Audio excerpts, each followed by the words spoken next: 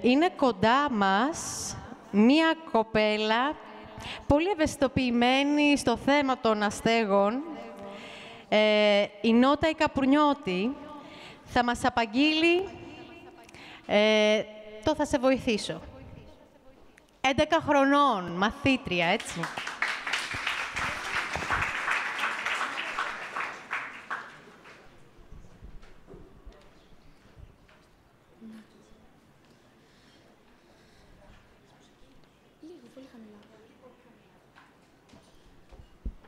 Άγνωστε φίλε μου, αν σε γνωρίσω ποτέ, θα σε καταλάβω. Θα σε καταλάβω γιατί γνωρίζω πως είναι να έχεις πρόβλημα και να μην σε θέλει κανένας. Άλλοι σαν εσένα μπορεί να κλαίνουν γι' αυτό. Εσύ πρέπει να είσαι χαρούμενος και να γελάς όσο μπορείς. Αν δεν ξέρεις κάτι, ρώτα, μη φοβάσαι. Άλλοι άνθρωποι κάνουν σαν να μην υπάρχεις. Όμως κι εσείς είστε σαν εμάς. Μόνο κάτι ξέχασε ο Θεός. Μια τόση δα λεπτομέρεια. Αν το θες κι εσύ, ευχαρίστως κολλητή να γίνουμε. Αν το θες, φίλοι για πάντα θα είμαστε. Θα σε βοηθήσεις ό,τι δεν καταλαβαίνεις. Και αν δεν ονειρεύεσαι, πάρε τα όνειρά μου. Και αν δεν έχεις που να κοιμηθείς, πάρε το κρεβάτι μου. Θα σε βοηθήσω αν χρειαστεί να το κάνω. Μπράβο σου, Νότα, μπράβο.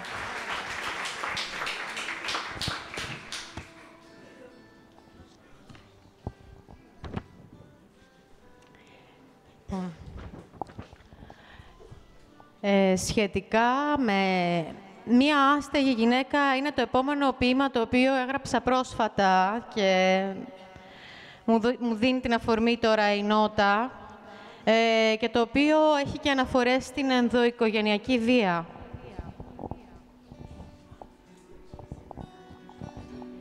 Λέγεται το πάρτι. Τείχος χτισμένος με γύψινο βάσανο η όψη της. Ρημαγμένη μάντρα τα χείλη, σφιγμένα. Μάτια από μοβ σκιά καμωμένα. Κηρυτίδες, υγρές ρογμές που την αγκαλιάζουν τη νύχτα. Την ώρα που ονειρεύεται πως είναι όπως παλιά. Έλα μαμά, παίξε κι εσύ, αυτή η ζωή ήταν γιορτή ή απλά κακοστημένη φάρσα. Πάρτι με ξεφτυλισμένους κλόουν και ζογκλέρ φτηνούς. Τώρα πηγαίνω έρχονται στο πάρκο που κοιμάται. Στοιχιώνουν το παγκάκι με στάχτες από μνήμες. Όλα εκείνα τα γυμνά από τσίγαρα σβησμένα στο σώμα της. Τον άγριο σύζυγο που κάθε βράδυ ονειρευόταν το πτώμα της. Πάρτι με σαστισμένους κλόουν και ζογκλέρ μαϊμού. Εκείνα τα κόκκινα τριαντάφυλλα μετά από κάθε μελανιά. Και η τελευταία παιδική απορία, τι ώρα θα γυρίσεις, μαμά. Όταν τελειώσει το πάρτι.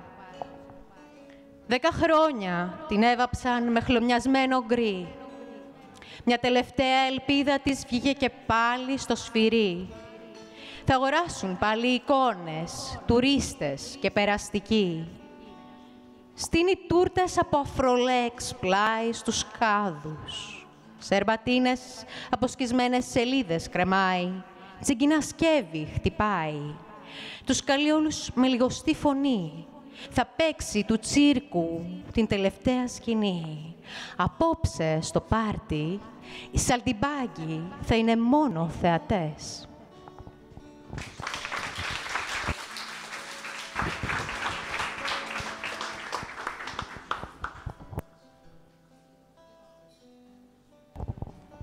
Η Χαρούλα η Φράγκου θα μας απαγγείλει το ποίημα «Στη σκιά του πολέμου», «Ξεριζωμός». Είναι γραμμένο το ποίημα στις 16 Τετάρτου 1999. Αναφέρεται στο σερβικό λαό και στον ξεριζωμό εκείνη την εποχή. Στη σκιά του πολέμου. Και το όνειρο έσβησε. Τόσο μονάχα κρατάνε οι ανθρώπινες αντοχές. Όσο ένα σπίτι γκρεμίζει οργή. Όσο τα πόδια στηρίζει ένα πείσμα. Πού πάτε, ανθρώπινα ράκι? Ποιον σοφών κεφαλές γράψαν την ιστορία σας? Τίνος απόφαση η σφραγίδα στο χέρι. Είδα τα μάτια σας στον ουρανό, μάτια Θεού που κλαίει και πνίγεται η οικουμένη. Ω Θεέ της Πασχαλιάς και της Ανάστασης, ήκτηρε το Γολγοθά του ξεριζωμού τους. Μια μάνα ψάχνει το παιδί της. Το πήραν, λέει, στην Τουρκία και αυτή πεθαίνει. Το παιδί της. Την πάνε, λέει, στη Σουηδία. Χιλιάδες πόδια, χιλιάδες χέρια, άδειες ψυχές, λίγο ψωμί, δικαιοσύνη. Ποιος κρίνει? Πού μοιράζεται το δίκαιο των λαών και πού διαλέγουν το καλό μεράδι? Στο Κόσοβο, στην Πρίστινα, στο Βελιγράδι, μόνο φωτιές. Μελένιες πόλεις όμορφα καίγονται. Η Ζλάτα ψάχνει τα περιστέρια, ο Άντρη τις χαμένες προσδοκίες. Η αγάπη του Θεού τους σταυρωτές της, δοκιμαζόμενος λαός, ξεριζωμένες συνειδήσεις. Ποιος ξέρει τι είναι πόλεμος?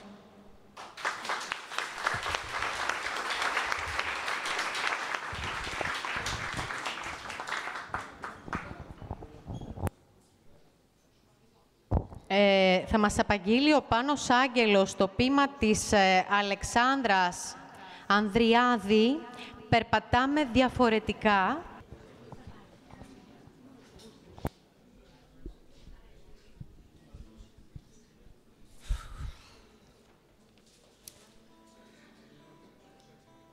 Άκους τον βουβοπόνο των βημάτων που με δυσκολία στο έδαφος πατούν και προσπαθούν με όση δύναμη τους μένει, σαν δέντρα ζωντανά, από τις ρίζες τους γερά να κρατηθούν. Εσύ που περπατάς και για καφέ και ψώνια σκοπεύεις αμέριμνα να πας, στην τσάντα σου υπάρχουνε τα άκρος απαραίτητα, τα άκρος βασικά, τσίχλες, κινητό, καλλυντικά. Εγώ που περπατάω και ψάχνω για λίγο φαγητό, στην τσάντα μου που σακούλα τολμώ να την αποκαλώ, ότι το χώμα μου προσφέρει σαν φυλαχτό θα το κρατώ. Το ταβάνι του σπιτιού μου στολισμένο με άστρα του ουρανού αυτοπροσώπος. Το κρεβάτι μου το ξύλο, το μάρμαρο οι πέτρες και μοναδικός προορισμός της ζωής η επιβίωση.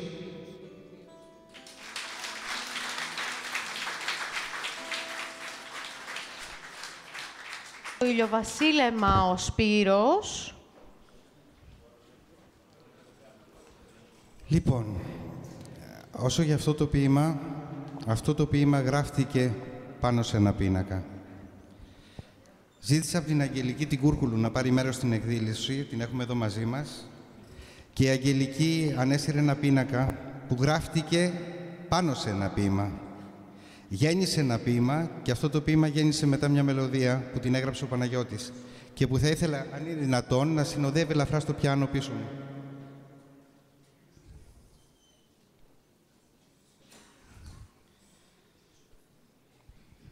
Λίγο από το θέμα αυτού του ποίηματος στη μελωδία εδώ. Ο πίνακας είναι ο πίνακας στο βάθος, ο μεγάλος πίνακας με την κορνίζα. Ηλιοβασίλεμα. Τη δύση αυτή που ζούμε, μην φοβάσαι. Άσε τη νύχτα να σκεπάσει και τον άδει. Πως ξημερώνει πάντα να θυμάσαι, ενώ η ζωή θεριεύει στο σκοτάδι. Έβαλα θάλασσα από στίχους να δροσίζει, γόνιμο κάπου ξεχασμένο ακρογιάλι. Θα έρθει πρωί και θα το δεις θα ανθίζει, μέσα από το κύμα η ελπίδα μας και πάλι. Όταν η νύχτα πλησιάζει μην τρομάζεις, σκέψου στο φως που φεύγει κάτι νέο. Κακό στο νου σου τέτοιες ώρες πια μη βάζεις. Δώσε στον κόσμο την αυγή κάτι ωραίο.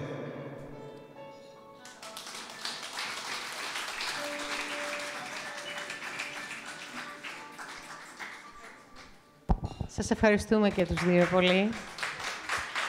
Λοιπόν, το ποίημα στοιχειό μας το έχει στείλει ο Καβαδίας Γιώργος από την Αθήνα και θα το απαγγείλει η Μάρο Εσώπου.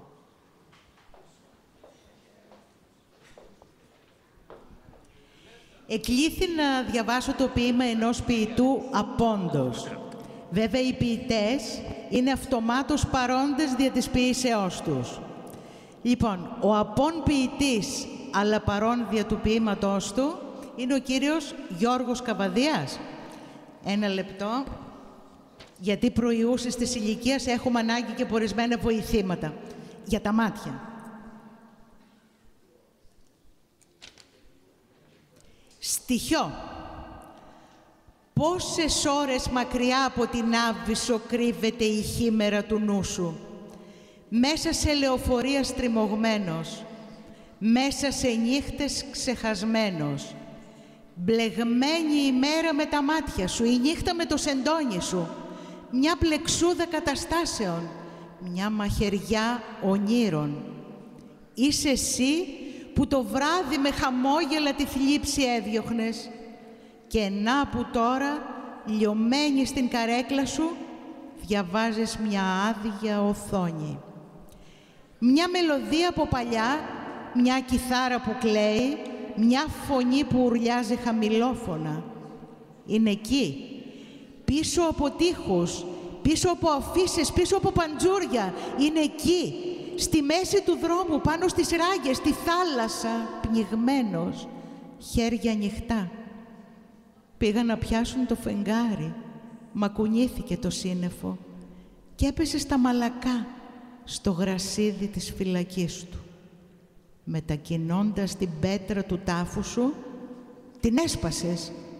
Δεν μπόρεσες να κλειστείς μέσα του. Κι έτσι, πάλι σε λεωφορεία θα τριγυρνάς. Πάλι σε θηλιές θα ψάχνεις το νούμερό σου.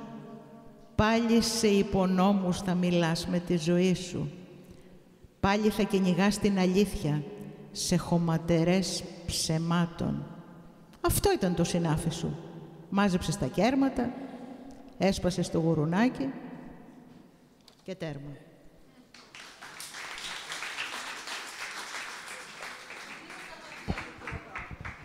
Ευχαριστούμε. Λοιπόν, «Βρώμικοι δρόμοι» του Μάνου Τσεμπερλίδ, πάλι από την Αθήνα μας το έχει στείλει. Θα το απαγγείλει η Έλενα Ψαραλίδου.